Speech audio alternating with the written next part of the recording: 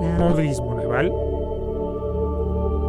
DKM Admiral Scheer Lindbergh, escala 1-1900.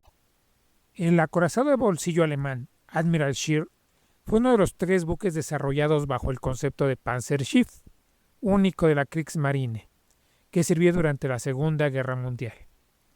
Originalmente pensado como un corsario de las líneas de comercio aliadas, tuvo la vida más larga de todos los buques de su clase.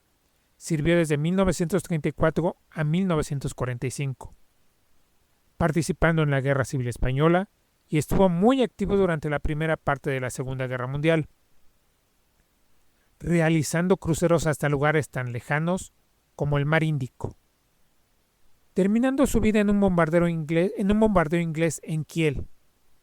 El buque dio una vuelta de campana en el amarradero y ahí quedó, siendo enterrado en la posguerra. El estado de la Marina alemana a principios de la década de los 30 era un desastre. Reducida a un estado de tercer rango, con buques muy viejos y con la prohibición de construir nuevos buques con un peso arriba de las 10.000 toneladas, lo que en general era considerar el peso de un crucero pesado, así que si quería reemplazar sus viejos acorazados, solo lo podría hacer con cruceros. Una degradación de su capacidad ofensiva. Además, su construcción estuvo rodeada de muchos problemas políticos en el Reichstag. Prácticamente solo fue construido para ocupar la mano de obra de los astilleros en el peor momento de la Gran Depresión de 1929.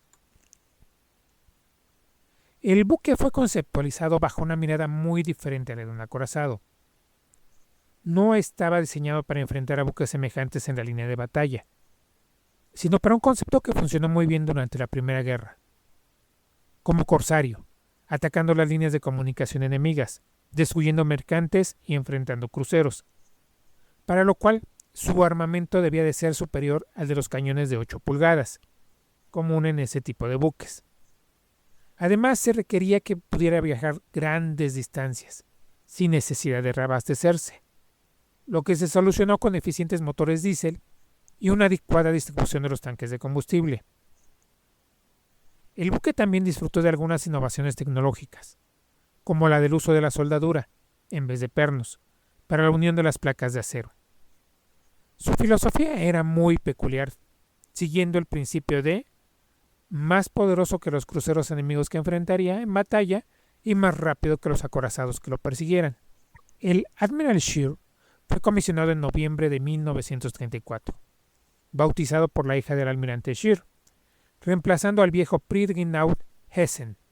Era como su predecesor, el Deutschland, un buque bastante radical. Su armamento principal consistía en 2 torretas con cañones de 11 pulgadas, lo que sería en cierta forma el estándar de la Kriegsmarine, hasta la llegada de los buques de la clase Bismarck, lo que en sí era una potencia de fuego mucho mayor que la de cualquier crucero inglés o francés de la época.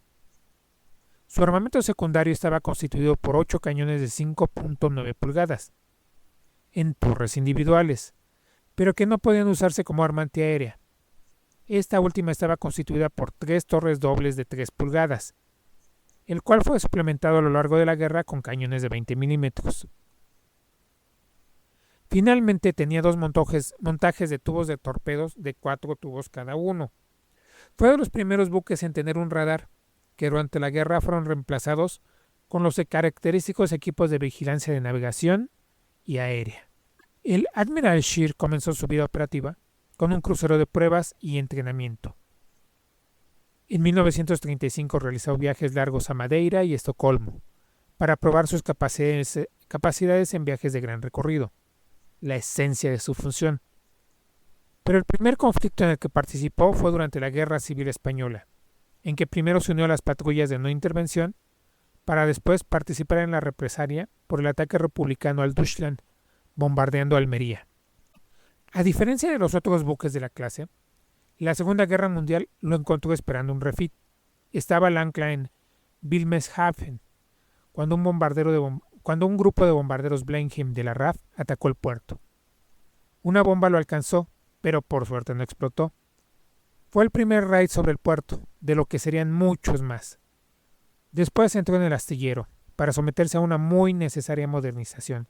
El casco recibió una proa tipo Clipper, la torre fue aligerada, se encontró que era demasiado top heavy en mar gruesa, así que emergió muy diferente a sus hermanas, por lo que es fácil identificarlo a primera vista. No fue sino hasta julio de 1940 que el buque estuvo listo. En octubre zarpó para su primera operación en el Atlántico, escurriéndose en el estrecho de Dinamarca. Localizó y atacó el convoy HX-84.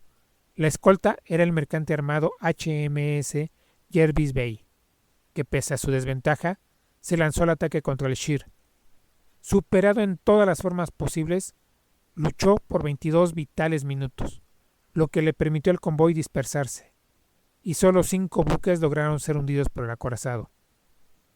Para enero, atrapó los buques Duquesa y Storstad. En diciembre se encuentra a la altura de Tristán de Cunha, donde atrapa a otros 3 buques. En enero entra al Mar Índico, donde hace otras 4 presas. Pero la última, el transporte Rauntapanjang, logra enviar un mensaje de socorro y la flota británica del Índico converge a la zona. Pero el Shear ha puesto rumbo al Atlántico Sur, donde permanece hasta mediados de marzo, cuando se le ordena regresar a Kiel. Entrará al puerto el 1 de abril. Su récord es magnífico: 17 buques, con 113.000 toneladas de peso total y después de haber navegado 85.000 kilómetros. En enero de 1942, el buque es asignado junto a su hermana, el DKM Lutzow, al norte, para atacar los convoyes británicos que van a Murmansk.